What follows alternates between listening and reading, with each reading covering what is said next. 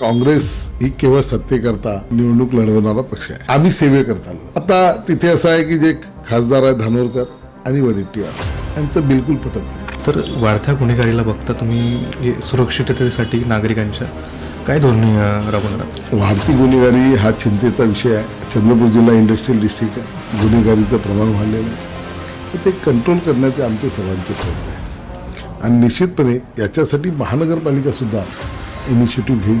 महानगरपालिकासुद्धा स्वतःची पथकं किंवा CCTV कॅमेरे पूर्ण सर्व ठिकाणी लावून एक मोठी मॉनिटरिंग रूम बनता येईल, ज्याचं पूर्ण चंद्रपूर शहराचं कव्हरेज त्या ठिकाणी असेल असं एक आमचं त्यामध्ये हे आहे. त्यावेळेस 11 अभ्यासिकांचा आपण संकल्प केला होता, परंतु जवळजवळ 25 ठिकाणी अभ्यासिकांचं काम सुरू आहे. काही ठिकाणी पूर्ण झालेलं आहे. 30,000 रुपयाचं जे सोलर सूर्यघर योजना आहे केंद्र शासनाची राज्य शासनाची, तीसुद्धा त्या ठिकाणी त्याला उपलब्ध करून दिली जाणार आहे. ही लाडकी योजना, बहीण योजना ही सरकारने आणली, राज्य सरकारने, आणि बघा त्याला किती मोठं यश मिळतं.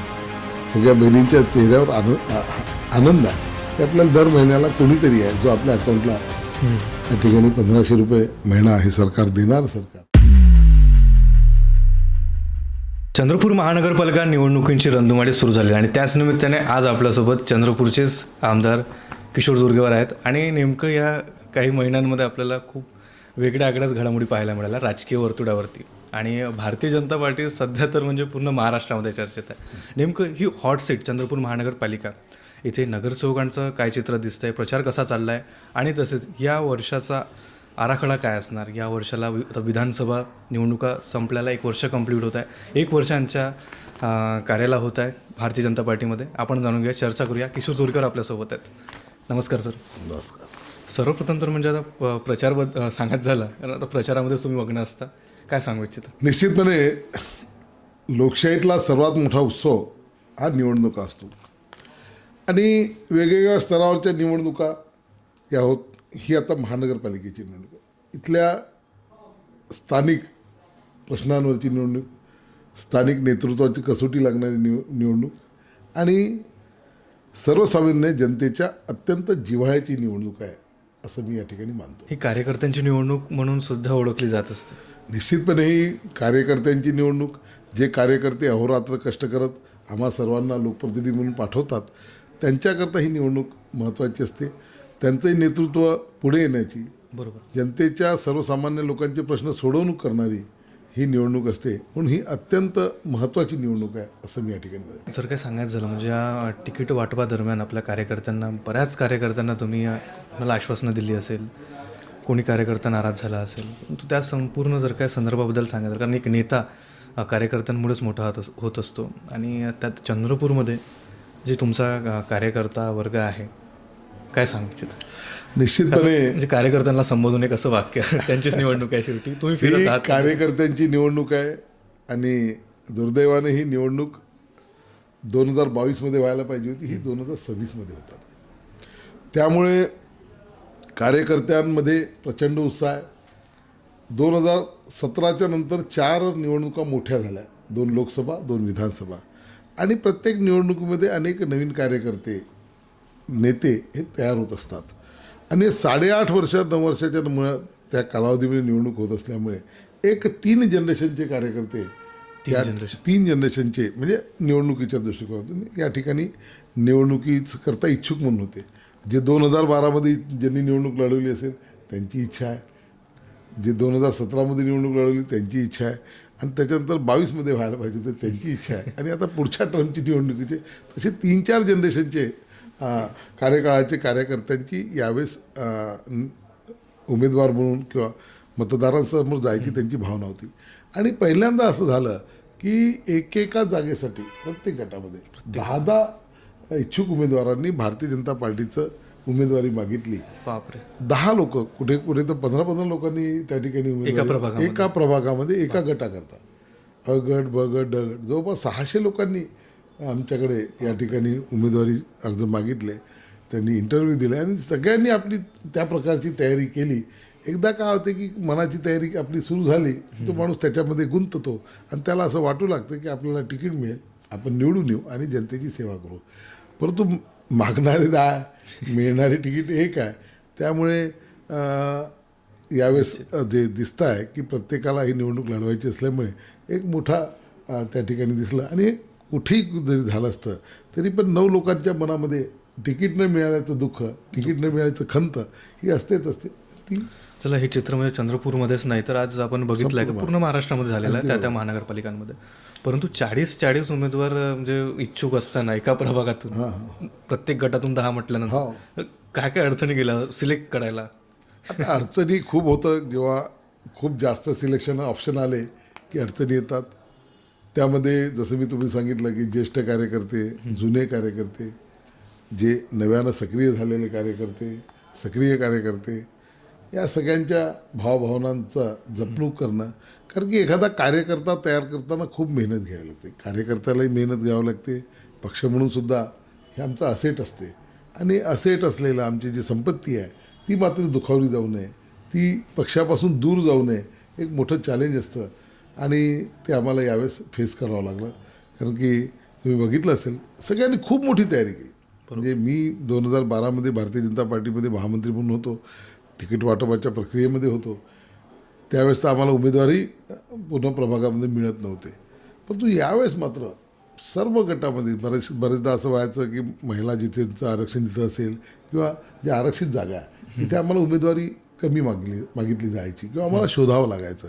परंतु यावेळेस तसं चित्र दिसलं नाही. भरपूर प्रत्येक ठिकाणी इच्छुकांनी मोठ्या प्रमाणामध्ये आमच्याकडे म्हणजे यावरून हे लक्षात येतं की कुठे ना कुठे भारतीय जनता पार्टी इथे सत्तेमध्ये येणार आहे. भारतीय जनता पार्टीच्या माध्यमातून विकास जो होत आहे त्याच्यावर एक प्रकारे जनतेचा विश्वास आहे. आणि त्या विश्वासातून या सर्व आमच्या कार्यकर्त्यांना, इच्छुकांना दिसला आणि म्हणून त्यांनी सर्वांनी उमेदवारीसाठी मोठी या ठिकाणी मागणी केली. निश्चित म्हणजे उमेदवार सज्ज झाले, प्रचार चाललेला आहे. आता तिकीट फायनल होऊन म्हणजे प्रचार म्हणजे नेमकं संपत पण आलेला आहे. काही दिवसांमध्ये निवडणूक आहेत. काय सांगू इच्छिता तुमचे जे उमेदवार आहेत संपूर्ण चंद्रपूरमध्ये या प्रभागांमध्ये तुम्ही निवडलेल्या उमेदवारांबद्दल काय सांगू इच्छिता? निश्चितपणे भारतीय जनता पार्टी या ठिकाणी 58 जागांवर निवडणूक लढते. 57 जागा चिन्हावर, 1 जागावर आम्ही अपक्ष, जे आमच्याच पक्षाचं होतं, थोडं टेक्निकल कारणामुळे तो मला असं वाटतं महाराष्ट्रात असा एक किस्सा घडलेला आहे, फक्त पहिल्यांदा असं घडलेलं आहे. आणि 8 ठिकाणी शिवसेना. त्यामुळे या 66 जागांवर निवडणूक आहे. उमेदवार चांगले सिलेक्ट झालेले आहे. उमेदवार हे सगळेच चांगले होते. सगळे जेवढ्यांनी उमेदवारी मागितली हे सगळेच चांगले आहे. त्यामध्ये पक्षाला जे योग्य वाटलं त्या लोकांना त्या ठिकाणी उमेदवारी मिळालेली आहे. तो सगळेजण आपापला आता कामाला लागले आहेत. निश्चितपणे एक मोठा विजय आम्हाला या ठिकाणी होईल. तो जो किस्सा घडला टेक्निकल अडचण, मला वाटतं ते महाराष्ट्रात एकच घडली आहे, ते चंद्रपूरमध्ये घडली आहे. नाही, टेक्निकल अडचण प्रभाग 10मध्ये प्रभाग 10मध्ये असं झालंही असेल कुठे. म्हणजे आम्ही AB फॉर्म दिलेला होता परंतु तो त्या गटामध्ये सिलेक्ट नाही झाला म्हणून त्यांना ते अपक्ष गृहीत धरण्यात आलं. आणि त्या आज आमच्या स्वीकृत म्हणजे पॅनलमध्ये पॅनलमध्ये भारतीय जनता पार्टीकडून, भारतीय जनता पार्टीच्या समर्थित उमेदवार आहेत. चिन्ह मात्र वेगळं, पण चिन्ह वेगळं परंतु समर्थित उमेदवार म्हणून. ओके. एकेकाळी जर बघितलं आता तर निवडणुका वेगळ्याच होत होत्या. आता मात्र चंद्रपुरात चित्र काहीतरी वेगळंच दिसत आहे. तिकिटा वाटपानंतर सारख्या मंत्र्यांच्या सभा होत्या. आत्ताच नुकतंच महसूल मंत्री आले, फडणवीस साहेब आले प्रचाराची सुरुवात करायसाठी. आणि त्यानंतर 2-2 दिवसाला आपल्याला लाईनअप पाहायला मिळतं आहे मंत्र्यांचाच. तर काय चित्र आहे? म्हणजे हे बघा, भारतीय जनता पार्टी हा कायम अभ्यास करणारा पक्ष आहे. कायम अभ्यासाच्या मोडमध्ये, कामाच्या मोडमध्ये असते.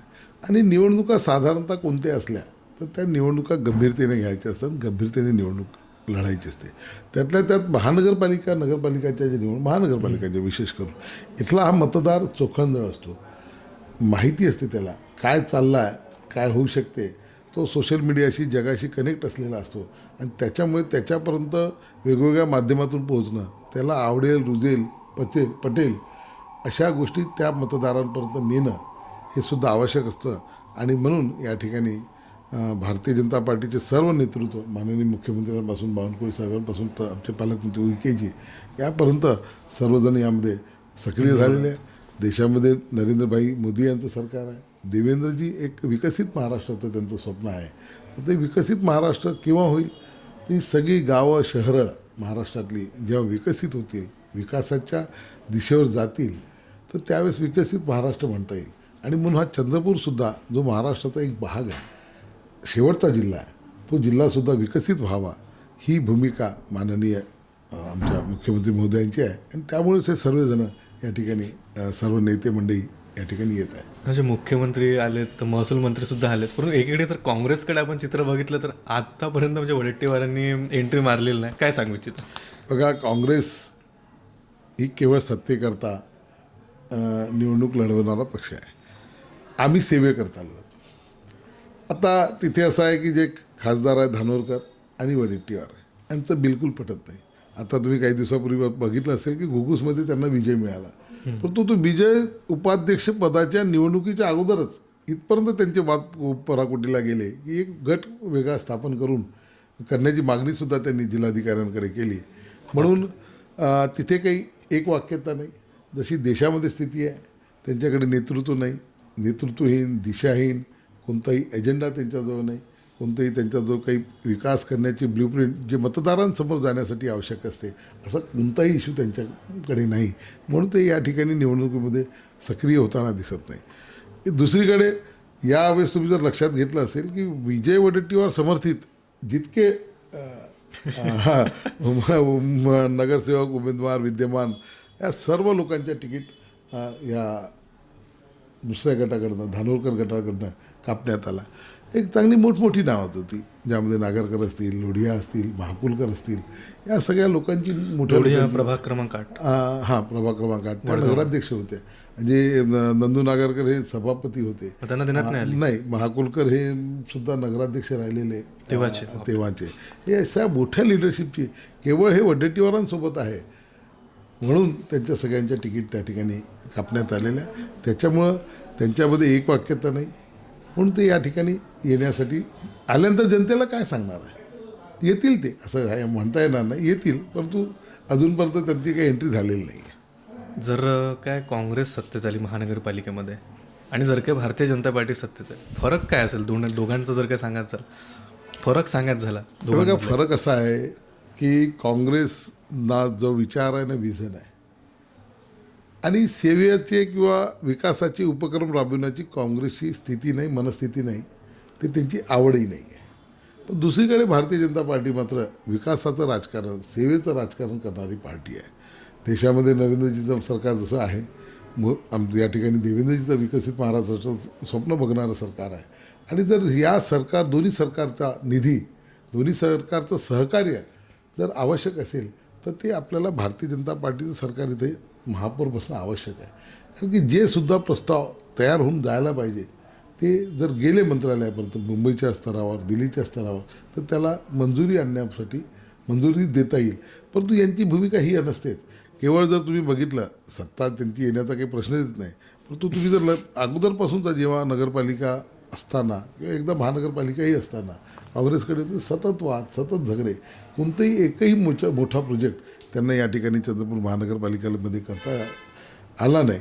म्हणून आत्ता चंद्रपूरकरांच्या दृष्टिकोनातून अत्यंत आवश्यक आहे की भारतीय जनता पार्टीचा महापौर हा पूर्ण बहुमताने या ठिकाणी येणं अत्यंत आवश्यक आहे. जेव्हापासून तुम्ही भारतीय जनता पार्टीमध्ये प्रवेश केला त्यानंतर आमदारकी, आणि एक चित्र मात्र चंद्रपूरकरांनी बघितलं की मुख्यमंत्र्यांची व्हिजिट वाढली. म्हणजे फडणवीस फॅमिली म्हणायला हरकत नाही, कारण अमृता फडणवीस काही महिन्यांपूर्वी आली होती माता महाकाळींच्या दर्शनासाठी, आणि फडणवीस साहेबसुद्धा येत असतात. म्हणजे भरपूर व्हिजिट झाल्या एवढ्यात, आणि त्यातल्या आत्ता प्रचाराची सुरुवात पहिला दिवस माता महाकाळीच्या दर्शनानेच त्यांनी केला.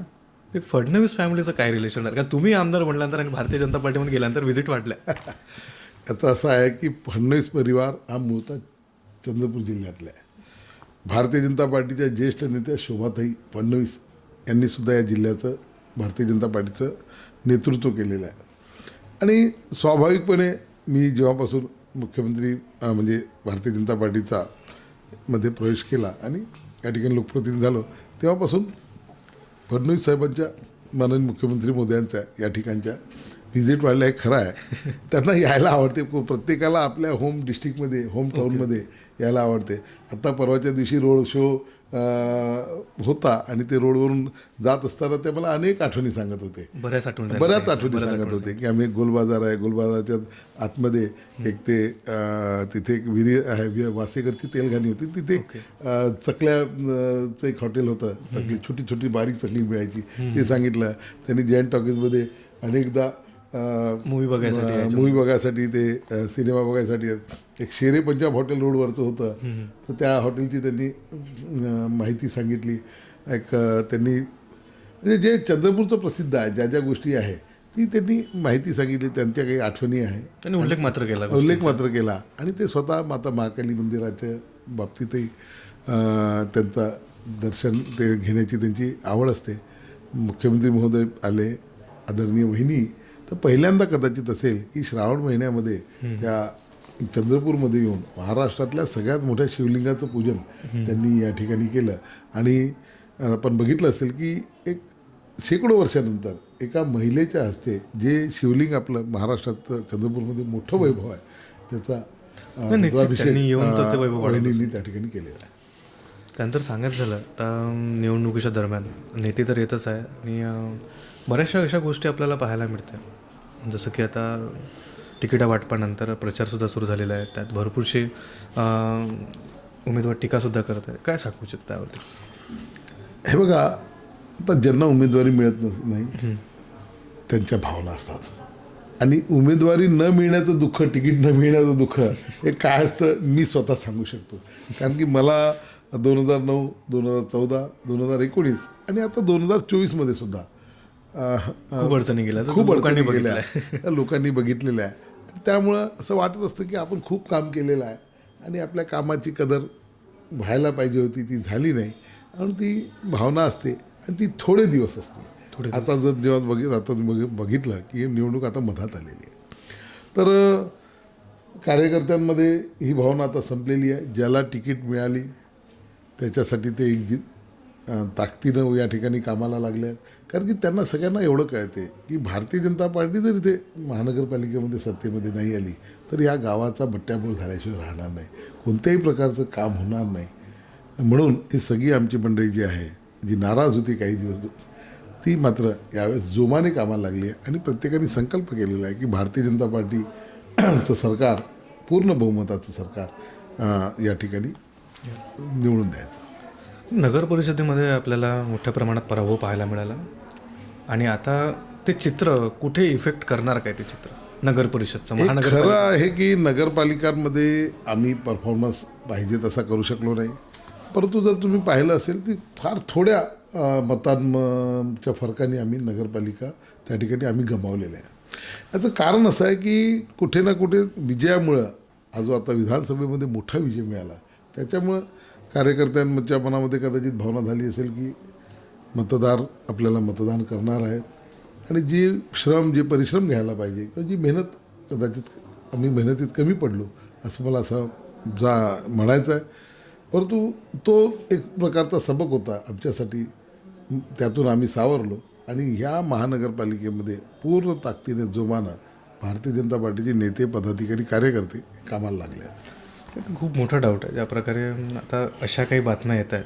म्हणजे आम्ही एक सर्वे केला की एक महिलेला तुम्ही आधार द्यायसाठी तिकीट वाटपा दरम्यान गेला होता, परंतु त्या बातम्यांचे टायटल वेगळे, त्या काय सांगू इच्छिता त्या? हे बघा, असं आहे की आताची जी याचं टीका करणार नाही, परंतु एक ट्रेंड झालेला आहे की निगेटिव्ह बातम्या, निगेटिव्ह विचार पसरवला की थोडं जो आपला याच्यावरचा सोशल मीडियावर त्याला एक लाईक जास्त येत असतात. आणि म्हणून त्या भावनेतून जेव्हा की ते उलटं होतं, ती जी आमची भगिनी आहे तिचं विद्यमान नगरसेविका होती, तिचं तिकीट त्या ठिकाणी कापलं. आधार द्यायसाठी केला होता? म्हणजे आधार द्यायसाठी तिला 2012मध्ये मी जेव्हा भारतीय जनता पार्टीमध्ये असताना तेव्हा आम्ही तिकीट दिली. ती 2017मध्ये नगरसेविका झाली.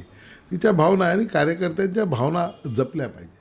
कार्यकर्त्यांना सोबत असलं पाहिजे. त्यांना असं वाटता कामा नये की आपल्याला कोणी विचारलं जात नाही.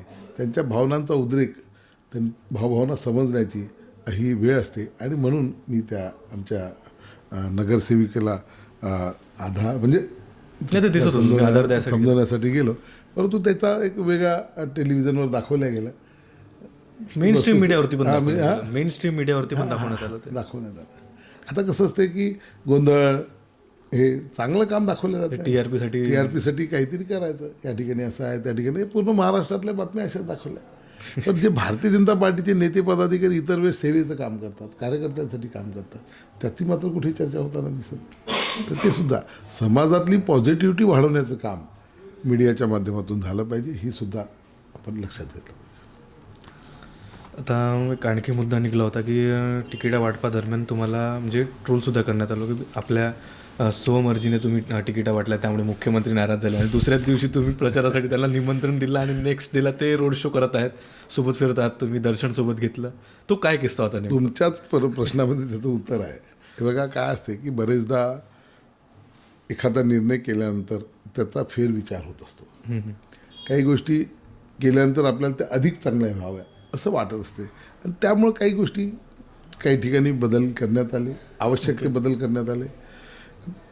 एक आता 2-3 गोष्टी सांगतो मी. बदल कुठे? एक प्रभाग क्रमांक 14 आहे. त्या प्रभाग क्रमांक 14मध्ये 3 उमेदवार हे ज्या ठिकाणी 15% मतदार आहे त्या भागातून देण्यात आले होते. ओके. आणि 85% भागामधल्या फक्त एक मतदार होता, म्हणजे एक उमेदवार दिला होता. तर तो काही जिओग्राफिकल तो समतोल तो साधायला पाहिजे समीकरण होता, तो राजकीय झाला समतोल गेला नाही, तो राजकीय समतोल तो झाला नाही. 4 ठिकाणं अशी होती जिथं ज्यांच्याकरता नावाचा विचार झाला होता ते त्या प्रभागातच राहत नाही. मग तिथल्या कार्यकर्त्यांनी नेत्यांनी ती गोष्ट लक्षात आणून दिली, म्हणून तिथे बदल झाला.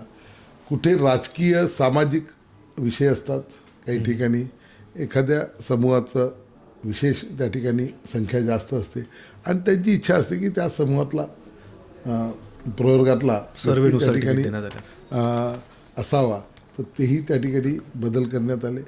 आणि 1-2 ठिकाणी असे बदल झाले की तिथले 3 उमेदवार जे काही प्रमुख होते आमचे, त्यांना फ्री हँड दिला गेला.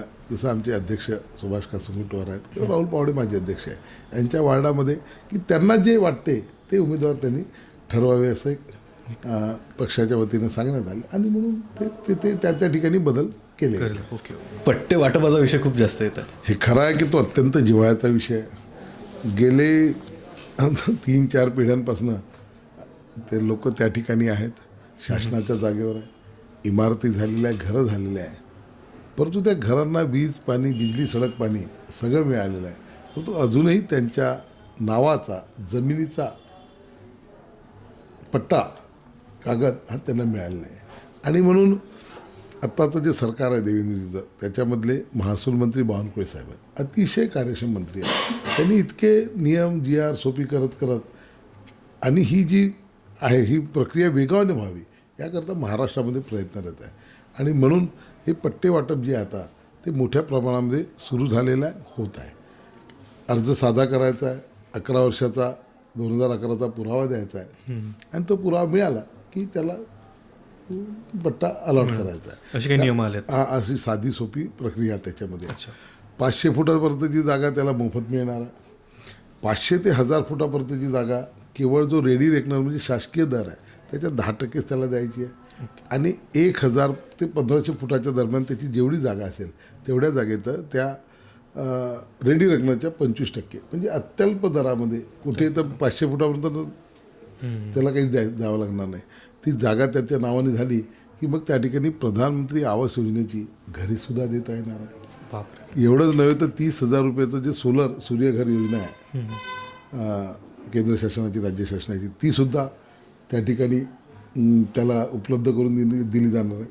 त्याच्यात आम्ही हाही निर्णय करतो आहे की त्याच्यातला जो त्याचा वाटा आहे त्या लाभार्थ्यांचा, तो सुद्धा आम्ही वेगवेगळ्या निधीच्या माध्यमातून तो सुद्धा भरून देऊ. इतक्या पिढ्यानपिढ्या त्या ठिकाणी चाललेल्या आहेत. पण हे घरांचं नावांनी नसल्यामुळे सामाजिक अनेक प्रश्न निर्माण झालेले आहेत. आणि याच्यामध्ये असं काय असतं की ज्याचा ताबा तो त्याचा मालक. बरेच ठिकाणी गुन्हेगारी प्रवृत्तीच्या लोकांनी जागा अशा जमिनी बळकावलेल्या आहे. म्हणून हे जेव्हा पट्टे जेव्हा मिळेल लोकांना, एक मोठा निर्णय माननीय देवेंद्रजीचं सरकार या ठिकाणी करत आहे, आणि त्यामध्ये इनिशिएटिव्ह बावनकुळे साहेबांनी घेतलेला आहे. आणि मलाही या गोष्टीचा आनंद आहे की आपण वारंवार या प्रश्नाला सभागृहात असेल किंवा त्या ठीक पातळीवर आपण याची चर्चा घडवत हा प्रश्न मार्गी लागला. त्यांचा हा जो विषय जर काय मार्गी लागला तर मला वाटतं की चंद्रपूर काय फलाटच होऊन झाला म्हणजे मोठं. निश्चितपणे बघा कसं आहे, प्रत्येकाला असं वाटतं की आपली जागा आपल्या नावाने असली पाहिजे. मग उद्या त्याला त्या ठिकाणी त्याला जर लोन घ्यायचं असेल तर लोन मिळेल, कर्ज मिळेल, बँक कर्ज देईल. त्याला उद्योग व्यवसाय करायचा असेल तर घर, तर याही गोष्टीसुद्धा साठी त्याला फायदा होणार आहे. आणि जेव्हा एखादा जनतेला फायदा होतो सो त्याचा निश्चितपणे ते मग त्या तिथल्या मतदानामध्ये आणि याच्यामध्ये त्याचा फरक दिसत असतो. तुम्ही एक बघितलं असेल की लाडकी योजना, बहीण योजना ही सरकारने आणली, राज्य सरकारने, आणि बघा त्याला किती मोठं यश मिळत आहे. आज सगळ्या बहिणींच्या चेहऱ्यावर आनंद आहे की आपल्याला दर महिन्याला कोणीतरी आहे जो आपल्या अकाउंटला या ठिकाणी 1500 रुपये महिना हे सरकार देणार सरकार आहे. हा आनंद त्यांना आहे. तसंच ही घरंसुद्धा यांची स्वतःची होत आहे, त्याचा एक मोठा आनंद या ठिकाणी त्यांना असतात. ज्या प्रकारे पट्ट्यांचा प्रश्न आला, आणखी एक समस्या चंद्रपूरमध्ये वाढती गुन्हेगारी. यावर्षी आपल्याला मोठ्या प्रमाणात क्राईम पाहायला मिळाला होता. तर वाढत्या गुन्हेगारीला बघता तुम्ही सुरक्षिततेसाठी नागरिकांच्या काय धोरणे राबवणार आहात? निश्चितपणे वाढती गुन्हेगारी हा चिंतेचा विषय आहे. चंद्रपूर जिल्हा इंडस्ट्रियल डिस्ट्रिक्ट आहे. मधल्या काळामध्ये गुन्हेगारीचं प्रमाण वाढलेलं आहे, तर ते कंट्रोल करण्याचे आमचे सर्वांचे प्रयत्न आहे. आणि निश्चितपणे याच्यासाठी महानगरपालिकासुद्धा इनिशिएटिव्ह घेईल.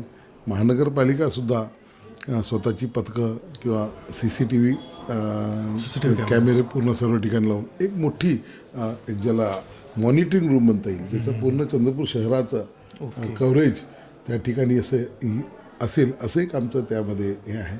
आणि म्हणून गुन्हेगारीला एक इथली गोष्ट चांगली आहे की कॅमेरा लावल्यानंतर प्रश्न भेटला. कॅमेरा इथली चांगली गोष्ट कोणती आहे की इथलं नेतृत्व कोणत्याही पक्षात असेल ते गुन्हेगारीला पुढे करत नाही. हां, ही जी गुन्हेगारी वेळोवेळी आत्ता जी तयार झालेली आहे ही फार प्राथमिक स्वरूपाची आहे. आणि याच्यात तुम्ही बघाल तर सगळे 9 गुन्हेगार आहेत. त्यांना जर थांबवलं नाही मग मात्र हा प्रश्न बिकट होऊ शकतो.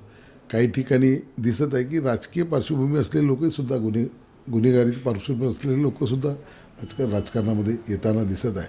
ते थांबवण्याची आवश्यकता आहे. आणि आम्ही सर्वजण मिळून हे निश्चितपणे पूर्ण काय सांगू शकतो म्हणजे राजकीय पार्श्वभूमी असलेले नाही. आता कसं आहे की आता प्रत्येकाला राजकारणाबद्दलची एक प्रचंड ओढ झाली. समाजातला प्रत्येक वर्ग हा राजकारणामध्ये येऊ इच्छित आहे. तुम्ही बघितलं असेल की आता नवतरुण फार मोठ्या प्रमाणामध्ये 25शीतले तरुण नगरसेवकाच्या निवडणुकी करता येतात. वयोवृद्ध आहेत तेही येतात आहे. प्रबुद्ध वर्ग समाजातला त्यांनाही आहे. आता तर माझ्याजवळ असं आहे की चांगले श्रीमंत असलेले म्हणजे ज्यांना सांपत्तिक स्थिती चांगली आहे, उद्योजक आहे, ते सुद्धा इच्छुक आहे.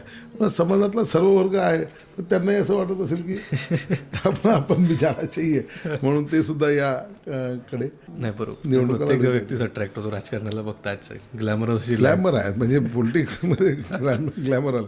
पूर्वी पॉलिटिक्सबद्दल सांगायचं तुम्ही आमदार आहात म्हणजे किती वर्षाच्या संघर्षानंतर आज चंद्रपूरकरांनी तुमचा संघर्ष बघितला आहे. सर्वात जास्त कार्यकर्ता संख्या असलेला एक नेता जर काय पण चंद्रपूर जिल्ह्यात कोणता असेल जो अपक्ष निवडून आला म्हणून तुमची ओळख आहेत. मला एक सांगा, त्या राजकारणामध्ये आमदार बनल्यानंतरचा काय अनुभव तुमचा, कसं वाटतं म्हणजे ग्लॅमरबद्दल सांगायचं झालं काय फील होतं ते? नाही, चांगलंच फील होते. हे बघा माझ्यासारखा एक सर्वसाधारण कुटुंबातला माणूस मुलगा जेव्हा आमदार होतो, ज्याला एक वेळ 2 वेळेचं पूर्ण जेवायलाही मिळत नव्हतं, ज्याचं 7 वेळा रक्त मिळत नाही म्हणून त्या ठिकाणी ऑपरेशन रद्द झालं, ज्याला शिकण्याची अवस्था नाही म्हणून शिक्षण सोडावं लागलं, ज्याला पूर्ण वेळेचे आवडीचे कपडे कधी घालायला मिळाले नाही.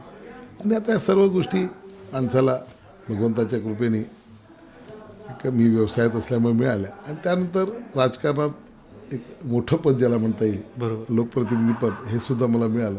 एक आनंद वाटतो, आवड हे होतं. आणि एक हे वाटतं की आता ही जी जबाबदारी जनतेने आपल्याला दिलेली आहे, एकदा नव्हे तर 2दा. एकदा देशातला सर्वात जास्त रेकॉर्ड मतांनी मला निवडून दिलं, तेव्हा तुम्ही देशात रेकॉर्ड मिळाला. आता तुमच्या माहितीसाठी सांगतो, प्रशांत किशोर जे ज्यांना आपल्या आता चाणक्य म्हटलं जातं, त्यांचे एक मित्र आहेत, त्यांनी मला सांगितलं की प्रशांत किशोरजी तुमची भेट घेऊ इच्छितात. कारण की त्यांना हे जाणून घ्यायचं आहे की ज्याच्या कुटुंबामध्ये श्रीमंती नाही, ज्याच्या कुटुंबामध्ये कधी राजकीय वारसा नाही किंवा जातीची सुद्धा जे बरोबर. किंवा कोणताही मोठा नेता गॉडफादर ज्याच्या मागे नाही तो माणूस कसा असा इतक्या मतांनी अपक्ष म्हणून येऊ शकतो.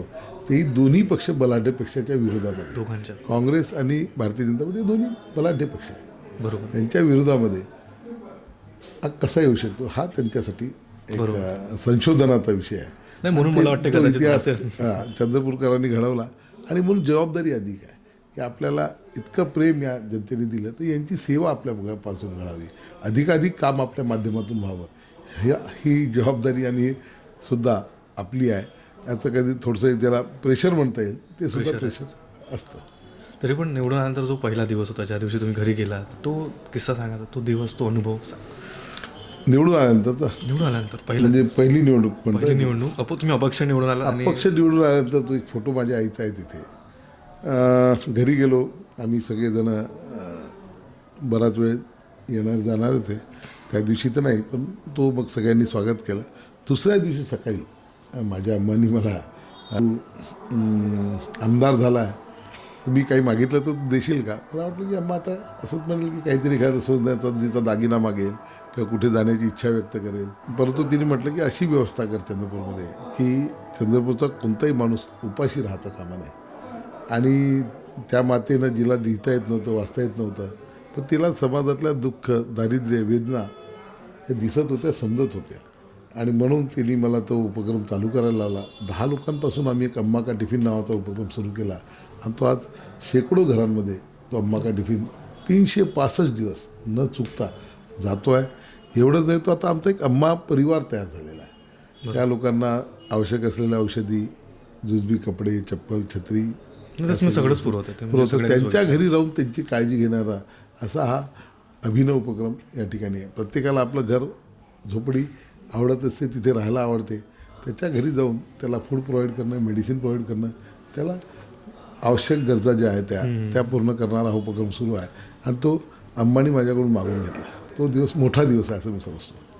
त्यानंतर अम्मा की पढाई झालं, अम्मा की दुकान पण, आणि असे बरेचसे उपक्रम. आणखी काय काय पाहायला मिळणार, काय काय लाईनअप आहेत पुढच्या वर्षीसाठी आणि या वर्षासाठी. हे बघा की हे जे आपल्याला मिळतं हे सर्व समाजाने दिलेलं असतं. मोठ्यांचा आशीर्वाद, भगवंताच्या कृपेने हे सगळं होत असतं. आणि म्हणून आपल्याला जे मिळालं आहे ते समाजाचं आहे, त्याच्यातला वाटा आपला थोडा आहे असं आपण समजलं पाहिजे. आणि म्हणून समाजाला परत करण्याचं आपल्याला जेव्हा वेळ येते तर ती केली पाहिजे. त्याच भावनेतून अम्मा की पढाई हा उपक्रम सुरू झालेला आहे. अम्मा की पढाई उपक्रम सुरू होण्यामागे 2 गोष्टी कारणीभूत आहेत. एक, कोरोना काळामध्ये मी जेव्हा आमदार म्हणून निवडून आलो, पहिल्यांदा लोकप्रतिनिधी झालो, तर कोरोना आल्यानंतर काही सामाजिक प्रश्न उपस्थित झाले. त्याच ते सामाजिक प्रश्नामध्ये एक प्रश्न असा होता की शाळेच्या फीचा प्रश्न होताच होता, परंतु अनेक विद्यार्थी हे अभ्यासिकांमध्ये जाऊन अभ्यास करायचे आणि आज करतात, अजूनही करतात ते. तर त्यांना 2,000-3,000 रुपये अभ्यासिकाचा त्याला एक द्यावं लागायचं. ते ही भरणं होत नव्हतं, कारण 12-12 महिन्याचे पैसे 1-1 वर्षाचे त्यांचे थकीत झाले होते. मग माझ्या मनात विचार आला की आता आपल्याला अधिकार मिळाला काही करण्याचा, तर आपण या ठिकाणी अभ्यासिकांचं निर्मिती करावी. आणि मला सांगायला आनंद आहे की आपण त्या 11 अभ्यासिकांचा आपण संकल्प केला होता, परंतु जवळजवळ 25 ठिकाणी अभ्यासिकांचं काम सुरू आहे, काही ठिकाणी पूर्ण झालेलं आहे. तर आता हे अभ्यासिकांचं तर झालं, नेटवर्क झालं, परंतु या अभ्यासिकांमध्ये आपण त्याची अभ्यासाची सोय केली, परंतु यांना मार्गदर्शन करणं, यांना आवश्यक गोष्टी पुरवणं हे सुद्धा आवश्यक आहे. आणि म्हणून अम्मा की पढाई हा उपक्रम आपण सुरू केला, ज्यामध्ये माझं शिक्षण अर्धवट सुटलेलं आहे. म्हणून आम्ही 3,000 विद्यार्थ्यांची परीक्षा घेतली. 3,000 विद्यार्थ्यांपैकी 300 विद्यार्थी आमच्या त्याच्यामध्ये क्रायटेरियामध्ये पास झाले. 284 विद्यार्थ्यांचं त्या ठिकाणी आम्ही ते अभ्यास करत, म्हणजे अम्मा की पढाई उपक्रमाचा ते लाभ घेत आहेत. आणि ज्यामध्ये ऑर्फन आहे, अनाथ काही मुलं आहेत, काही निराधारपेक्षाही सिंगल पॅरेंटवाले मुलं आहेत, गरिबीच्यापेक्षा गरिबीच्या खालती मुलं आहेत. त्यांच्या मनात स्वप्न आहे क्लर्क टू कलेक्टर व्हायचं, पोलीस टू सुप्रिटेंडंट व्हायचं, सुप्रिटेंडंट ऑफ पोलीस व्हायचं आणि देवाची सेवाची, समाजाची सेवा करायची. अशा लोकांच्याकरता हा उपक्रम. आता आमदार तुम्ही बनला आहातच आणि भारतीय जनता पार्टीचा आता तुम्ही नेता पण आहात, परंतु जर काय सांगायचं झालं पक्षीय राजकारणामुळे समाधानाचा विषय, म्हणजे तुम्ही आमदार म्हणून समाधानी आहात का, असं हे प्रश्नचिन्ह आहे. त्यानंतर हे की पक्षीय राजकारणामुळे तुम्हाला अनेक असे निर्णय मनाविरुद्ध सुद्धा घ्यावे लागत असतात. तर आधी अपक्ष, आता पक्षामध्ये समाधानी आहात का तुम्ही? बघा, आपल्या लोकशाहीची जी रचना आहे ती पक्षीय रचना आहे. परंतु एखादा म्हणजे जे पक्ष राजकीय पक्ष आहेत त्यांच्याकडून जर नाकारला गेला तर त्याला एक सेकंड वे ठेवलेला आहे, तो म्हणजे अपक्ष राहा. परंतु अपक्ष राहून त्याला काम करण्याच्या मर्यादा असतात. अपक्षांची आवश्यकता अस्थिर सरकार असताना फार असते, परंतु नंतर मात्र त्यांना काही मिळत नाही. आणि म्हणून मी पहिल्या दिवसापासून माझ्या मनातला हा विचार होता की आपण निवडून ज्या दिवशी आलो त्याच दिवसापासून भारतीय जनता पार्टीमध्ये जाऊन काम करावं ही भूमिका, भावना तेव्हा होती. आणि त्या भावनेतूनच भारतीय जनता पार्टीमध्ये पुन्हा मला संधी मिळाली, याचा मला पार्टीने दिली, याचा मी पार्टीचा धन्यवाद व्यक्त करेन. कारण की शेवटी भारतीय जनता पार्टी हे माझं घर होतं. इथेच मी सुरुवात केली, इथूनच हे भारतीय जनता पार्टीची स्थापना याच्यासमोरच झालेली आहे. तर त्याही वेळेस आम्ही फार इथेच अगदी ते ॲग्री मंदिरासमोर त्या ठिकाणी झाली. याच परिसरात पक्ष माझं घर तिथेच, माझं कार्यालय तिथेच, आम्ही याच परिसरातले असल्यामुळे तर आम्ही एकदम छोटे होतो, परंतु ती आता अजूनही लक्षात आहे तीच गोष्ट. आणि इतक्या मोठ्या देशातल्या, जगातल्या सगळ्यात मोठ्या पक्षाचा एक सदस्य होणं, ज्याचे नेते नरेंद्रजी मोदी आहे, देवेंद्रजी फडणवीस सारखे नेते आहे, त्यांच्यासोबत काम करायला मिळणं हे मोठी आनंदाची आणि मोठी भाग्याची गोष्ट आहे. तुम्ही अपक्ष निवडून आलात, तो तर ऐतिहासिक किस्सा झाला होता. आणि पत्रकार असे सुद्धा म्हणतात की वेगवान घडामोडी करायसाठी प्रसिद्ध आहेत किशोर जोरगेवार. आणि चंद्रपूरकरांना जर काही ज्ञात नसेल तर किशोर जोरगेवार असं नाव आहे चंद्रपुरातल्या राजकारणातलं, ज्यांचा उगम अतिशय साधारण घरातून झाला. म्हणजे आईंनी टोपल्यासुद्धा विकला आमदार बनले असतानासुद्धा. आणि आज पण आपण इंटरनेटवरती काही जुन्या बातम्या बघितल्या तर ते किस्से आपल्याला आजही पाहायला मिळतात. प्रत्येक चंद्रपूरकरांसाठी हे व्यक्तिमत्व म्हणजे आमदार नाही तर एक खूप मोठं इन्स्पिरेशन आहे. सांगणं मला वाटलं की महत्त्वाचं आहे, कारण आज म्हणजे तेवढ्या मताधिक्याने निवडून येणारा व्यक्ती चंद्रपुरात असणे आणि पुन्हा एकदा सेकंड टर्मसुद्धा तुमची झालेली आहे. आता 1 वर्ष कंप्लीट होत आलं आहे त्या गोष्टीला, म्हणजे निवडणूक झाली, तुम्ही आमदार बनलात. कसं गेलं हे वर्ष 2025 हे वर्ष तसं वेगवेगळ्या स्तरावर वेगवान घडामोडीमध्येच गेलेलं आहे. या वर्षामध्ये एक ज्याला राजकीय स्थिरता म्हणता येईल ती स्थिरता मिळालेली आहे की एक पक्ष, ज्या पक्षामध्ये मी काम केलं त्या पक्षाचं मध्ये मला प्रवेश मिळाला, मी काम करतो आहे. देवेंद्रचं नेतृत्व आणि त्यांचं प्रेम सहकार्यसुद्धा मोठ्या प्रमाणात मिळत आहे. आणि बाकी ज्या गोष्टी आहे, जसं विकासाची कामं जी सुरू व्हायला पाहिजे ती अजूनही काही त्या वेगाने सुरू झालेली नाही आहे. कारण की हे सरकार आलं त्याच्यानंतरच्या सगळ्या लाडकी बहीण योजनासारख्या ज्या योजना आहेत त्यांना रेग्युलराईज करण्यामध्ये सरकारचा निधी आणि वेळ त्या ठिकाणी गेला. आणि कोणतंही सरकार पुन्हा एकदा स्थिर झालं की बऱ्याच गोष्टी त्या स्थिर व्हायला वेळ लागतं. आता मात्र ते स्थिर आहे आणि आता पुढच्या काळामध्ये वेगवान या विकास होईल याच्याबद्दल माझ्या मनामध्ये म्हणजे पुढच्या काळामध्ये होणार आहे. येत्या काळामध्ये काय काय पाहायला मिळणार आपल्याला चंद्रपूरमध्ये? चंद्रपूर एक विकसित चंद्रपूर, सुसंस्कृत चंद्रपूर पाहायला मिळणार आहे. आपलं चंद्रपूरचं आता व्हिजन असं आहे की या टेन्युअरमध्ये चंद्रपूरमध्ये पर्यटनाची फार एक मोठी संधी आहे. जगातला सगळ्यात मोठा उद्योग पर्यटन आहे, जो रोजगार देणारा उद्योग आहे. तर म्हणून आम्ही पर्यटनाच्यासाठी चंद्रपूरला सज्ज करतो आहे. आता पर्यटन म्हटलं की 4-5 गोष्टी असतात. एक धार्मिक पर्यटन असतं, ज्याच्यामध्ये मोठ्या प्रमाणामध्ये पर्यटक आकर्षित होतात, भाविक आकर्षित होतात, येत असतात. ते आमच्याकडे माता महाकालीचं मंदिर आहे, शेकडो वर्ष जुनं मंदिर आहे, ज्याचे भक्त ऑलरेडी महाराष्ट्रासह पूर्ण देश विदेशामध्ये आहे. तर त्याकरता एक माता महाकाली महोत्सव आपण काही वर्षापासून सुरू केला. त्याच्यामुळे आता महाकालीच्या दर्शनाला, मातेच्या दर्शनाला येणाऱ्यांची संख्या वाढलेली आहे, मोठ्या प्रमाणात वाढते. आता तेलंगणाचे, छत्तीसगडचे आणि लगतच्या राज्याचे सुद्धा भाविक या ठिकाणी मोठ्या प्रमाणामध्ये येऊ लागले.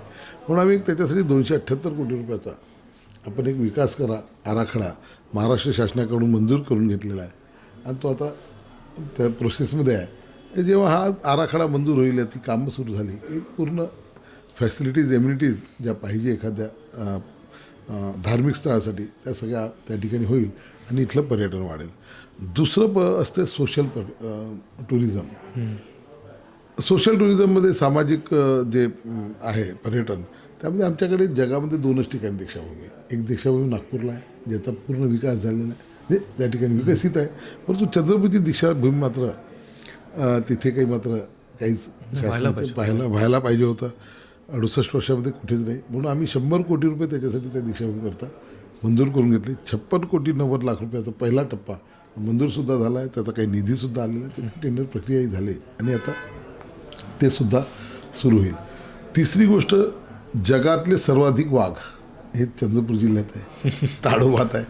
परंतु ते वाघ पाहायला जगातील सगळी मंडळी येतं, परंतु चंद्रपूरचा माणूस काही तिथे जाऊ शकत नाही. बरेचदा टायगरचं सायटिंग होतं, दिसतं नाही दिसत, निराशा असते. परंतु तो पर्यटक ताडोबामध्ये यायचा, ताडोबात परत जायचा. म्हणून आम्ही एक टायगर सफारीचं इथे निर्माण करतो आहे.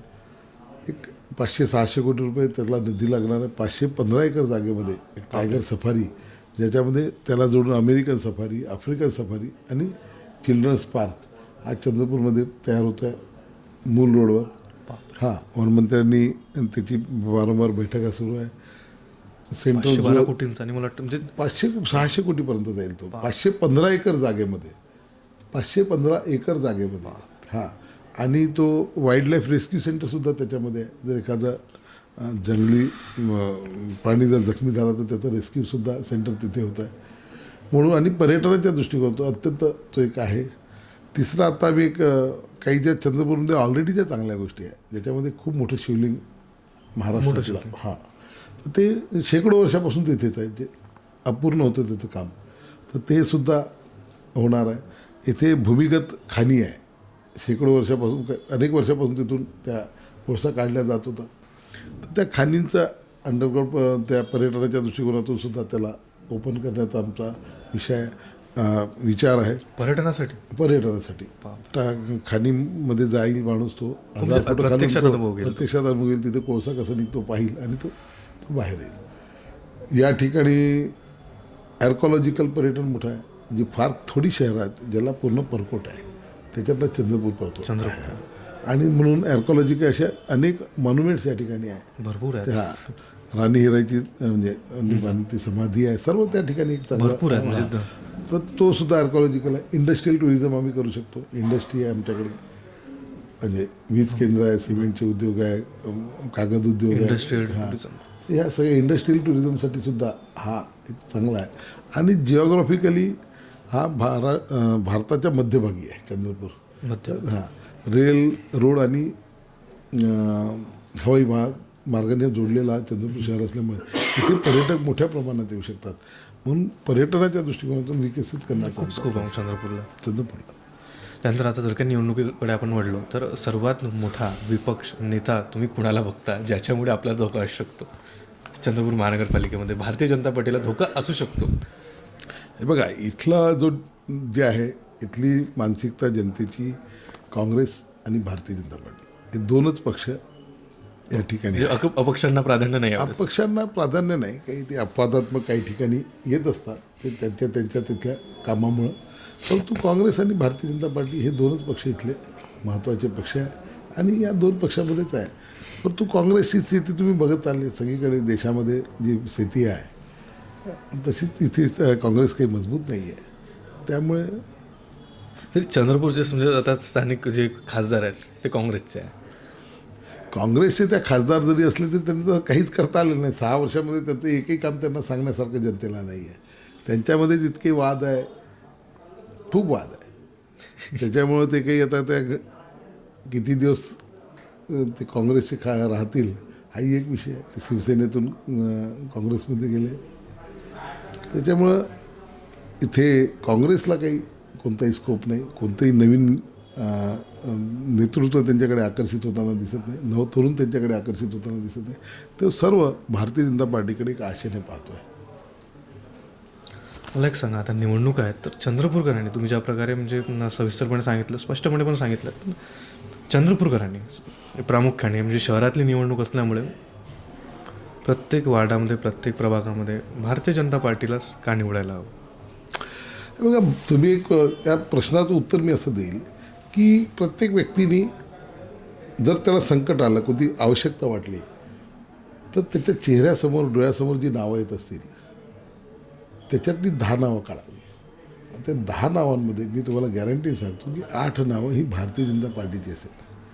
जे विकासाचं काम असेल, कधी त्याच्या अडीअडचणीला धावून जायचं असेल, मदत कुठे घ्यायची असेल, कुठे संवाद साधायचा असेल, या सगळ्या गोष्टीकरता भारतीय जनता पार्टीचे कार्यकर्ते आणि आमचे नेते पदाधिकारी आम्ही तत्पर असतो.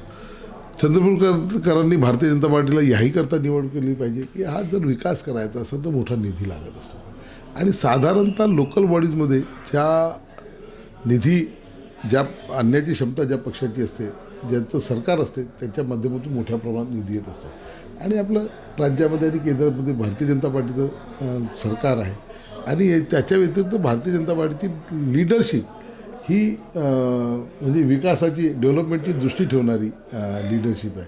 ते माननीय मुख्यमंत्रीजी असतील, बाकी आमचे भारतीय जनता पार्टीचे इतर नेते असतील, हे सगळं डेव्हलपमेंटचं विजन ठेवणारं असल्यामुळे भारतीय जनता पार्टीची निवड चंद्रपूरच्या जनतेने करावी असं मला सांगायचं आहे. ज्या प्रकारे विकास कामांबद्दल तुम्ही बोललात आणि टुरिझमला वाहवा, जर काय आपल्याला चंद्रपुरात सुशोभीकरण जे की महानगरपालिकेचं मुख्य कार्यसुद्धा आहे, सुशोभीकरणासाठी काय काय पावलं राहणार?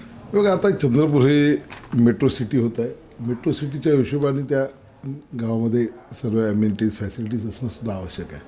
पण आम्ही एक इथे रामझुला दाताळा रोडवर इरे नदी आहे, त्या ठिकाणी चांगला रामझुला एक ब्रिज झालेला आहे. तिथे एक चौपाटीसारखं एक चांगलं डेव्हलपमेंट करायचं आहे. तिथे चौपाटी चंद्रपूरकरांच्या साठी एक चौपाटीच्या कन्सेप्टवर एक त्या ठिकाणी डेव्हलपमेंट करायचं आहे. दुसरं, छत्रपती शिवाजी महाराज यांचा एक पूर्णाकृती पुतळा जो या चंद्रपूरमध्ये नाही, तो सुद्धा मोठा नाही सर, मोठा तो पुतळा आम्हाला पूर्णाकृती अश्वारूढ पुतळाचं कामही सुरू झालेलं आहे. तो या ठिकाणी शिवाजी चौकामध्ये बसतो. राजमाता राष्ट्रमाता जिजाऊ महासाहेबांचा एक किती फुटाचा पुतळा आहे? जिजाऊ किती फुटाच्या? जवळपास किती मोठा आहेत? किती फुटांचा? 12 फुटाचा छत्रपती शिवाजी महाराजांचा 12 फुटाचा अश्वारूढ पुतळा आहे. तर तो शिवाजी चौकात तयार होतो आहे. आजच ते आमचे थोरवे जे आहेत मूर्तिकार पुण्याचे, तर ते येऊन गेले, म्हणजे छत्रपती शिवाजी महाराजांचा पुतळा तर साईड पाहून गेले. तो कामही चालू झालेला आहे. आता राजमाता जिजाऊ महासाहेबांचा पुतळासुद्धा किंवा जिजाऊ सृष्टीचं एक आमची संकल्पना आहे, ते करत आहे. धर्मवीर संभाजी महाराजांचं एक स्मारक किंवा पुतळा या ठिकाणी व्हावं असं इच्छा आहे. स्वातंत्र्य सावरकरचं एक चौक आहे, तिथे म्युरल्सही बनलेले आहे, पण त्याला अधिक चांगलं करण्याचं सुद्धा आमच्या त्या ठिकाणी आवश्यक. ही सगळी आमची प्रेरणास्थळ आहे. राणी हिराईचा एक पूर्णाकृती पुतळा चंद्रपूरमध्ये असावा, ही सुद्धा आमची भावना, ती सुद्धा आम्ही या ठिकाणी करतो आहे. नेताजी सुभाषचंद्र बोस यांचा पुतळा बंगाली समाज बांधवांनी एकंदर त्यांचं बंगाली कॅम्प परिसरामध्ये करण्याचा तोही सुद्धा संकल्पना आहे. ही सगळी हे करायचं आहे. इकडे एक आम्ही माना टेकडी म्हणून एक सुंदर परिसर आहे, त्या ठिकाणी एक जगन्नाथ बाबांचा एक मठ आहे. त्या मठाचं एक सुद्धा सौंदर्यीकरण करत एक तिथे जलक्रीडा जलपर्यटन त्या ठिकाणी सुरू करण्याचा आमचा या ठिकाणी प्रयत्न असणार आहे. ह्या सगळ्या संकल्पना हे सांगायचं झालं म्हणजे तुमची काय फेवरेट ॲक्टिव्हिटी आहे? फॅमिलीसोबत फिरायला जाणे, मूवी बघणे, म्हणजे हे खरं आहे की मला थोडंसं असलं की मित्रांसोबत गाडी घेऊन फिरायला जाणे आवडतं. गाणी ऐकत असतो, गझल विशेष करून. म्हणजे मी कधी कधी रात्रभर पहाट कधी होते कळत नाही. गाणी ऐकणं, गझल ऐकणं, वेब सिरीज पाहणं चांगले, किंवा जुनी चित्रपट किंवा आता जी येणारी ट्रेंडमध्ये असलेली चित्रपट पाहणं. आजची पण बघता तुम्ही चित्रपट? आजची पण बघतो मी, चित्रपट बघतो. सगळ्या वेब सिरीज जेवढ्या आहेत जवळपास बघतो मी.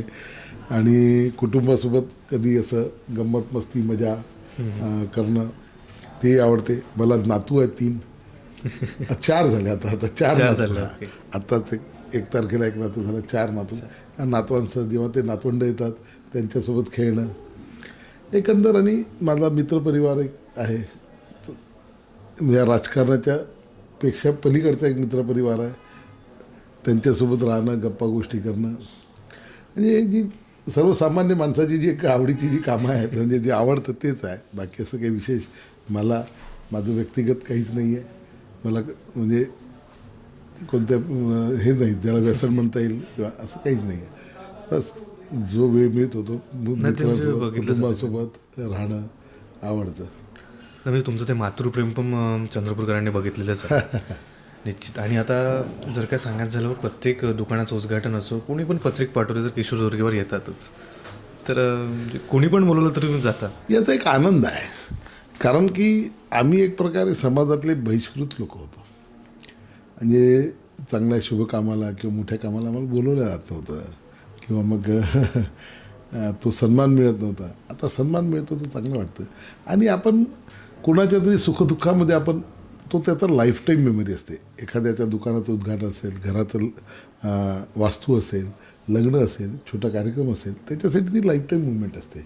आणि एक जर लोकप्रतिनिधी जात असेल तर त्याचा सामाजिक स्तरही सुद्धा उंची वाढवणारा सुद्धा असते. एखाद्या कुटुंबात जर आपण गेलो तर लोकप्रतिनिधी आला तर त्यालाही सांगता येते आमच्याकडे आमदार आले होते, आमच्याकडे खासदार आले होते, आमच्याकडे. आणि तो आनंद देणारा, दुसऱ्याला आनंद देणारा तो क्षण असतो. आणि म्हणून मी साधारणतः जिथे मला निमंत्रण असतं मी जातो. आणि एकतर आमच्या राजकीय दृष्टिकोनातून ते सगळ्यात मोठं शस्त्र आहे. विकासाची कामं होतातच, परंतु संपर्काने जे लोकांचं प्रेम होतं आणि तो आशीर्वाद मिळतो तो मोठा असतो असं मी या ठिकाणी मानतो. आणि ती तुमची सिम्प्लिसिटी जी आहे, म्हणजे विरोधकांनी तुमच्यावरती टीकासुद्धा केला तरी तुम्ही ते एक त्यांना उत्तर देत नाही, ते टाळता तुम्ही. आणि असे बरेचसे केसेस झालेले आहेत या काही महिन्यांमध्ये सुद्धा. आणि प्रत्येकाला जो मान सन्मान द्यायचा असतो तुम्ही तो प्रत्येकापर्यंत पोचवता. काय म्हणजे ते आत्ताच मी काही दिवसापूर्वी देवेंद्रजीचं एक वाक्य आठवलं होतं, ऐकलं होतं की टीका ही लक्षात राहत नाही. झालेली टीका समाज लक्षात ठेवत नाही. तुम्ही काय काम करता, टीका झाल्यानंतर तुम्ही कसे रिॲक्ट होता ते समाज पाहत असतं. आज आमच्याकडे हजारो डोळे पाहत असतात, आमच्या कृतीकडे, आमच्या बोलण्याकडे, आमच्या वागण्याकडे, राहण्याकडे. आणि तर ज्यांनी आपल्याला लोकप्रतिनिधी म्हणून निवडून दिलेलं आहे त्यांना कुठेही भावना दुखावू नये या प्रकारची वागणुकीची आपल्याला त्यांना अपेक्षा असते. कुणी टीका केली तर त्याची टीका त्याच्यासोबत. परंतु मी मात्र वैयक्तिक स्तरावर आपले संबंध खराब होऊ देत नाही. टीकेला कामातून उत्तर देतो. सर्वच टीकाच्या बाबतीत जर आपण त्याच्यामागे लागलो तर आपण कामच करू शकणार नाही. आणि मग जर उत्तर देऊ लागलो तर मग ते त्याला महत्त्व दिल्यासारखं होतं की बघा मी टीका केली आणि उत्तर दिलं, मग दुसरा टीका करेल. त्याच्याने होते काय, टीकाकार आपलं काम करत असतात. आणि कधी कधी तर मी तर असं म्हणतो की टीकाकार असावे. त्यांनी बऱ्याचदा काय होतं की आपल्या गोष्टी लक्षात येत नाही की आपण काम करत असताना प्रत्येकाला वाटत असतं की मी खूप बरोबर काम करतो आहे, खूप काम करतो आहे, पण ते काम ते योग्य दिशेने चाललं की नाही समाज बघत असतो. आणि म्हणून जर योग्य गोष्टी असेल तर तशा सुधारणासुद्धा आपण आपल्या स्वतःमध्ये करण्यासाठी वाव असतं. म्हणून टीकाकारांनी टीका केल्या तरी मी कधी हे करत नाही. एवढंच नाही तर अनेकदा पत्रकार आपल्या एखाद्या घटनेवर, एखाद्या कृतीवर लिहितात. त्यांना अपेक्षा असते की जोरगार फोन करतील, विचारतील असं का लिहिलं. मी कधीच फोन करत नाही. मग ते 2-3 दिवसांमध्ये भाऊ ते मी असं लिहिलं होतं, मी लिहिलं, वाचलं, झालं, तुम्ही लिहिलं, तुम्ही तुमचं काम केलं. पण सत्यता काय तुम्हालाही माहिती आहे. बरोबर. मग तेच म्हणतात की असं. मग मी काही कोणाला टीकेनं उत्तर देऊ नये. हां, मात्र एवढी गोष्ट नक्की आहे की मी टीका जरी सहन करतो परंतु असं काही अन्याय सहन करत नाही. माझ्यातला एक स्वभाव अन्याय सहन करत नाही. अन्यायाच्या विरोधामध्ये भूमिका जेव्हा जेव्हा घ्यायची असेल, जे चूक आहे त्याला चूक म्हणण्याची जेव्हा जेव्हा वेळ येते त्यावेळी मी ते काम केलेलं आहे. टीकांवरून आणखी एक शेवटचा प्रश्न. याच निवडणुकीमध्ये टीका करणारे आणखी कोणी नाही, बंडखोरच आहेत तुमच्याच पक्षातले, भारतीय जनता पार्टीमधले. त्या बंडखोरांनी काय परिणाम होईल काय निवडणुकीमध्ये? हे बघा, निवडणुकींमध्ये बंडखोरांमध्ये परिणाम होईल की नाही याचं उत्तर वेळ देईल. याचं कारण असं आहे की आता प्रत्येकाला मी जसं अगोदर सांगितलं की प्रत्येकाला निवडणूक लढवायची इच्छा असते. आता त्यांनी समाजात किती प्रकारचं काम केलं आहे, किती समाजामध्ये गेलेलं आहे, हा त्याचा पॅरामीटर आहे. नुकसान होईल का जर म्हणाल तर निश्चितपणे पक्षाचं नुकसान होतं याच्यातून. कारण की एक कार्यकर्ता घडवायला पुष्कळ वेळ जातो, वर्ष लागतात. आणि अशा कृतीमधून, अशा वेळेमध्ये तो कार्यकर्ता दुखावला जातो, तो पक्षाच्या त्या व्यवस्थेच्या बाहेर जातो. आणि तो मात्र नुकसान मोठं आहे. आता मतांचं नुकसान कधी कधी ॲनालिसिस असंही होते की मतांचं विभाजन करण्यामध्ये सुद्धा आम्हाला तो मदत करतो. कारण की भारतीय जनता पार्टीचा मतदार हा ठरलेला मतदार आहे. हा आमच्यापासून दूर गेलेला जो आमचा कार्यकर्ता आहे तो त्याच्यावर किती परिणाम पाडू शकतो त्याच्यात त्यांनी केलेल्या कामावरून त्या सिद्ध होईल. म्हणून मतांच्या बाबतीत आज सांगता येणार नाही, परंतु कार्यकर्ता म्हणून अनेक असे कार्यकर्ते आता फिरत असताना प्रचारामध्ये दिसतात. ते दुसऱ्या पक्षाचा हँडबिल दुपट्टा जरी टाकला असला तर ते जवळ येतात, आशीर्वाद घेतात. म्हणजे तो प्रेमभाव त्यांचं अजूनही आहे.